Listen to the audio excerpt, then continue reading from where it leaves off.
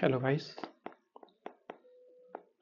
हम आज बात करने वाले हैं आपका जो कि आपका सीएससी का 2025 का आपका जो आपका सीसेट का पेपर था आपका, उसकी हम बात करने वाले हैं। आपका काफ़ी सारे लोग कह रहे थे कि काफ़ी टफ आया है आपका। ये बात बिल्कुल कुछ हद तक सही है, लेकिन इस पेपर में भी कुछ ऐसे क्वेश्चंस थे आपका, कुछ आसान क्वेश्चंस को करके आपका मेरिट आपका लगभग 67 नंबर प्राप्त किए जा सकते थे। ऐसा ही एक क्वेश्चन मैं आपको बताने वाला हूँ आपका। उसमें सॉल्व करने की कोई ज़रूरत नहीं थी आपका, थोड़ा अपना दिमाग उसमें घुमाना था और आप उसको कर सकते थे। आप हम सब ने ये सारी चीज़ें आपके अपने बचपन में जब हम मैथ्स पढ़ते थे आपका छोटी क्लासों में, तो ऐसी कुछ ट्रिक्स बेस्ड क्वेश्चन हमने देखे थे आपका, लेकिन पेपर में देखते ही हम उसको नहीं कर पाए अधिकांश लोग। तो ऐसा एक क्वेश्चन मैं इसमें दिखाना चाहता हूँ इस पेपर में, जो इसमें पूछा गया था आपका। ऐसा एक क्वेश्चन था आपका, तो उसको मैं इसमें दिखाना चाहूँगा आपका। जो क्वेश्चन था आपका, ठीक है, तो क्वेश्चन नंबर 40 पे मैं यहाँ पे बात करना चाहूँगा। क्वेश्चन नंबर 40 फर्स्ट नज़र में देखने पे काफ़ी टफ लग रहा है आपका, काफ़ी टफ लग रहा है। यानी एन स्क्वायर बराबर 1 2 3 4 5 6 7 9 8 7 6 4 3 तो एक इतनी बड़ी संख्या दिख रही है, तो एन में कितने अंक हैं आपका, ये क्वेश्चन था आपका। फर्स्ट नज़र में देखने पे क्वेश्चन काफ़ी टफ लग रहा है, लेकिन ये पहली नज़र में ही आपका सॉल्व हो जाने वाला क्वेश्चन था आपका, जिसको देख कर ही आपका 1 सेकंड में ही आप लगभग इसका आंसर बता सकते थे कि क्या होगा आपका। लेकिन इतना बड़ा क्वेश्चन देखकर हम सब घबरा गए आपका। तो मेनली हम क्या सोच रहे थे इसमें कि आपका कैसे ये होगा।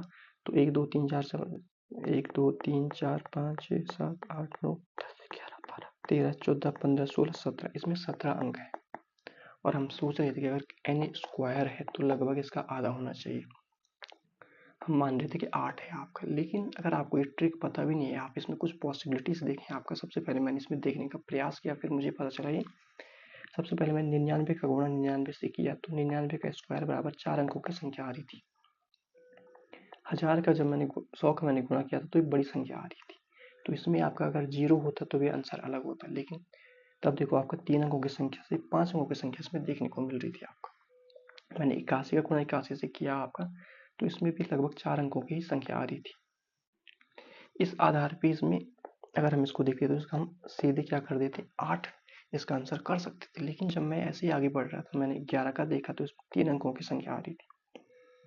मैंने 111 का क्यूब स्क्वायर देखा तो उसमें 5 अंकों की संख्या आ रही थी। जबकि आपका देख सकते हैं आप अदर में ये नहीं आ रहा था, तो मैंने इसको देखा तो ये एक पैटर्न बन रहा था 1 2 3 2 1। मैंने देखा 1 2 1 पैटर्न बन रहा था, तो मैंने इसको जैसे ही देखा, मैंने इसके अंक को देखा एक झलकी में, तो मुझे लगा कि कहीं ना कहीं आपका ये इसमें भी कुछ पैटर्न हो सकता है आपका। और इस यूपीएससी ने इस बार ये पैटर्न भी इसी क्वेश्चन पूछा था आपका। तो इसका आंसर क्या था आपका, 11 का स्क्वायर बराबर क्या है 1 2 1।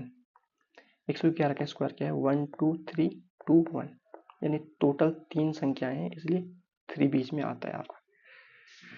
11 में 2 संख्या है, 2 बीच में आता है। तो इसमें देखते हैं हम टोटल कितनी संख्याएं आपका। देखो 1 2 3 4 5 6 7 8 9, उसके बाद फिर 9 8 7 6 5 4 3 2 1 इसमें आ रहा है। तो इस आधार पे इसका आंसर क्या हो जाता है आपका 9, यानी 1 2 3 4 5 6 7 8 9 का स्क्वायर अगर हम करेंगे तो हमें ये संख्या प्राप्त होगी आपका। एक ट्रिक बेस्ड क्वेश्चन था आपका, लेकिन आप इसको अगर थोड़ा 1 2 मिनट देकर ऐसे सोचने का प्रयास करें तो यहाँ से भी पॉसिबिलिटीज है आपका। आप पहले ही अगर क्वेश्चन को देखकर डर जाते हैं तो कहीं ना कहीं समस्या होती है आपका। अगर आपने ये ट्रिक पड़ी है आपको तो डायरेक्टली आप ये कर सकते हैं, लेकिन अगर यहाँ से आप कुछ पॉसिबिलिटीज को देखें छोटे अंकों में, तो इस आंसर तक आप पहुंच सकते हैं लगभग, क्योंकि इसमें से 2 नंबर को आप लगभग हटा देंगे आप, तो 50-50 के चांसेस में होते हैं। फिर जब मैंने 111 का देखा तो ऐसा एक पैटर्न देखने को मिला, मुझे ट्रिक नहीं पता थी इसकी, तो मैंने आगे भी इसका पैटर्न देखा, तो